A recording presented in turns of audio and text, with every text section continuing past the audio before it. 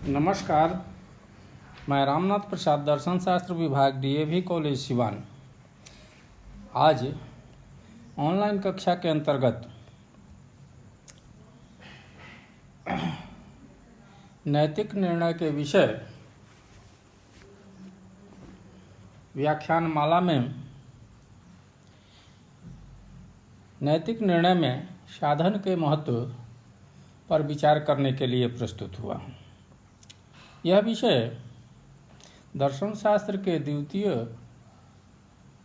वर्ष के प्रतिष्ठा के छात्रों के लिए चतुर्थ पेपर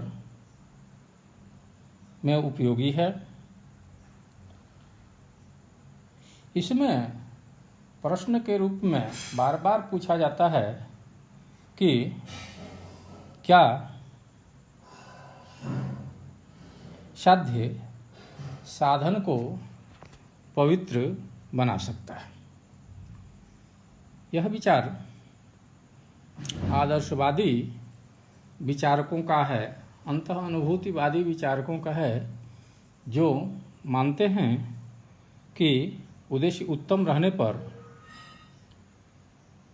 अपवित्र साधन भी पवित्र हो सकता है। अर्थात नैतिक निर्णय में साधन का कोई विशेष महत्व नहीं है। अन्य विचारक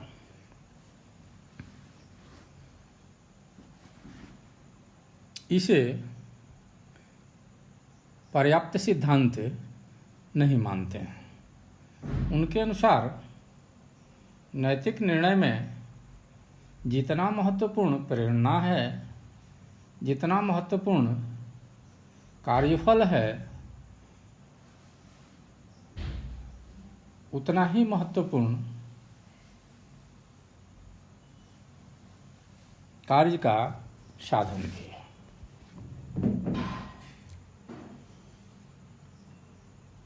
आज हम लोग इसी विचार की व्याख्या और समीक्षा करेंगे।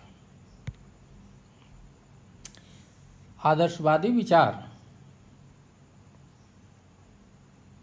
यह मानता है कि यदि लक्ष्य उत्तम है तो कर्म भी उत्तम होगा, अर्थात वह भी शुभ होगा, उचित होगा।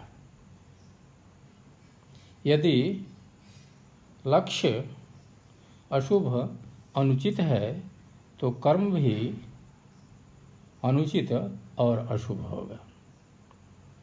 यहाँ साधन और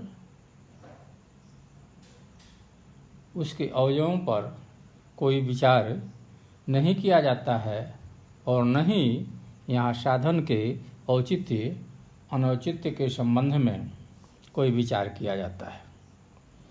आदर्शवादी मत में साध्य की पवित्रता साधन को पवित्र बना देती है। यदि साध्य पवित्र है तो उसे किसी भी साधन द्वारा प्राप्त किया जा सकता है।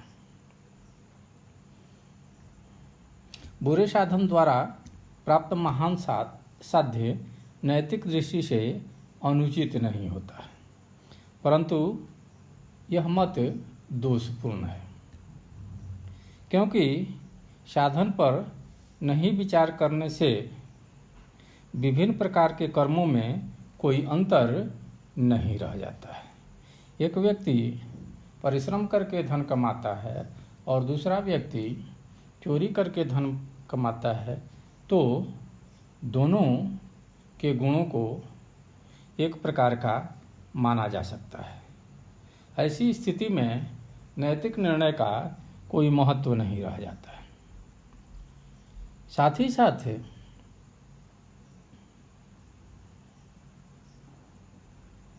विचारकों का यह भी मानना है कि साधन की अपवित्रता साध्य को प्रभावित किए बिना नहीं रहती है।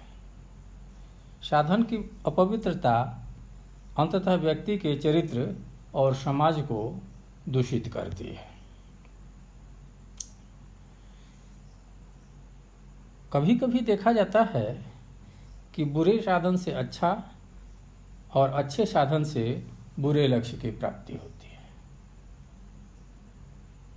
पाल्सन के अनुसार हम साध्य और साधन का सही अर्थ नहीं समझते हैं, इसलिए साधन के द्वारा साध्य को उचित और अनुचित ठहराते हैं, जबकि हर हालत में साध्य के अनुसार ही साधन का औचित्य सिद्ध होना चाहिए।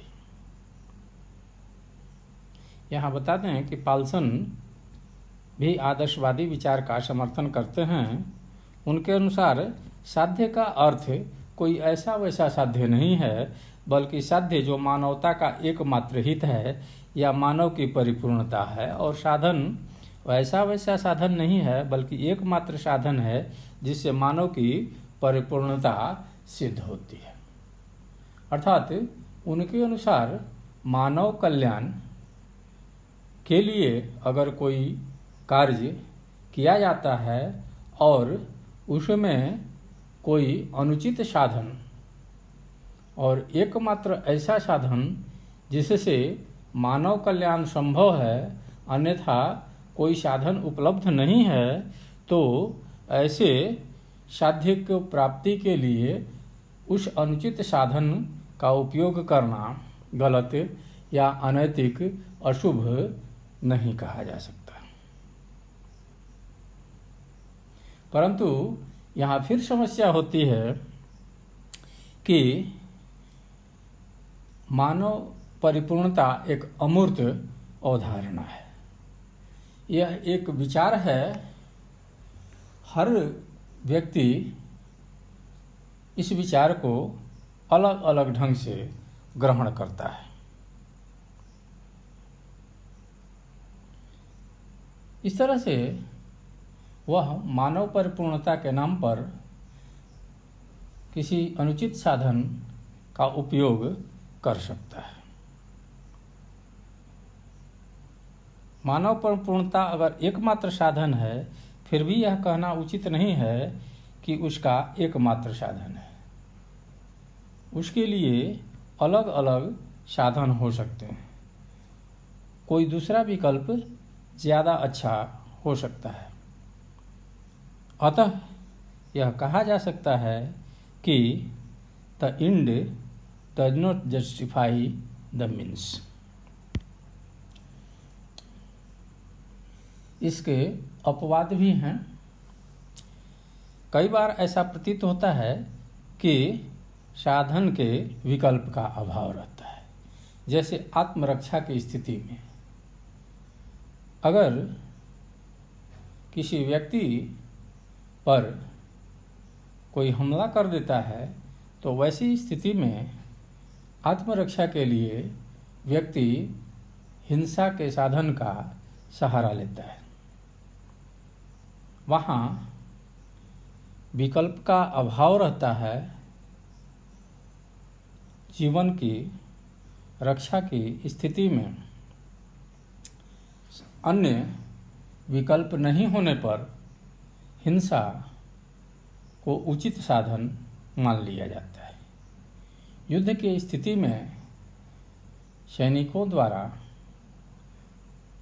दूसरे देश के सैनिक को मारना एकमात्र विकल्प है। इसमें विकल्प के अभाव में अनुचित या अशुभ साधन को भी शुभ मान लिया जाता है। पिता द्वारा पुत्र के सुधार हेतु दंडित किया जाना भी एक ऐसा ही उदाहरण। पिता पुत्र को हल्के फुल्के दंड देकर उसे सुधारने का प्रयास करता है। इसे अनुचित नहीं माना जाता। कोई व्यक्ति अगर अल्सर से पीड़ित है और ऑपरेशन करना जरूरी है, दूसरा कोई विकल्प नहीं है, तो डॉक्टर उसका ऑपरेशन करता है, उसे कष्ट देता है। परंतु एकमात्र विकल्प की स्थिति में इस साधन को अनुचित साधन नहीं कहा जा सकता। अर्थात उदात्त उद्देश्य से यह साधन पवित्र हो जाता है। इसका औचित्य सिद्ध करते हुए कहा जाता है कि इसमें साध्य से लाभान्वित होने वाले को ही साधन के कारण कष्ट उठाना पड़ता है, न कि किसी और को, और अंततः उस व्यक्ति को ही इसका लाभ मिलता है, उसी के भलाई के लिए यह होता है। इसलिए साधन उचित माना जाता है। इसमें कर्ता के लिए कोई विकल्प नहीं रहता है। साथ ही साथ कर्ता अपने कार्य के प्रति समर्पित होता है। इन सारे तर्कों के बावजूद बर्के और महात्मा गांधी जैसे विचारक इस तथ्य को स्वीकार नहीं करते हैं कि the end justifies the means. Burke के अनुसार इससे व्यक्ति का चरित्र दूषित हो जाता है। इससे व्यक्ति को वास्तविक सुख या आनंद की प्राप्ति नहीं होती है। अनुचित साधन अपनाकर प्राप्त किया गया सुख आनंद नहीं दे सकता है, यह सामान्य मान्यता है। यह व्यक्ति समाज और राष्ट्र के लिए हानिकारक होता है। अनैतिकता का मार्ग सरल है और नैतिकता का मार्ग दुर्गम है। अनैतिकता के मार्ग पर एक बार चलने पर उस पर चलने की आदत पड़ने लगती है और वह व्यक्ति समाज के लिए खतरा बन जाता है। इस प्रकार हम देखते हैं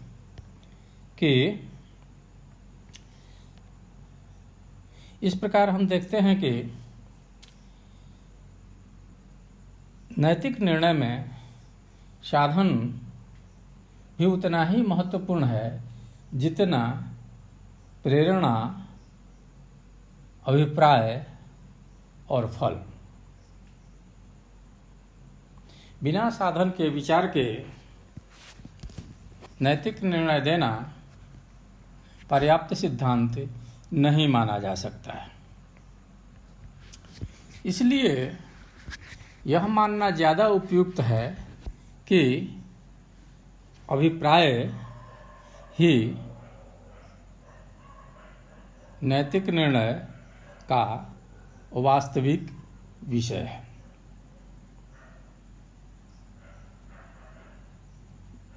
यह प्रश्न परीक्षा में कई बार आता है, इसलिए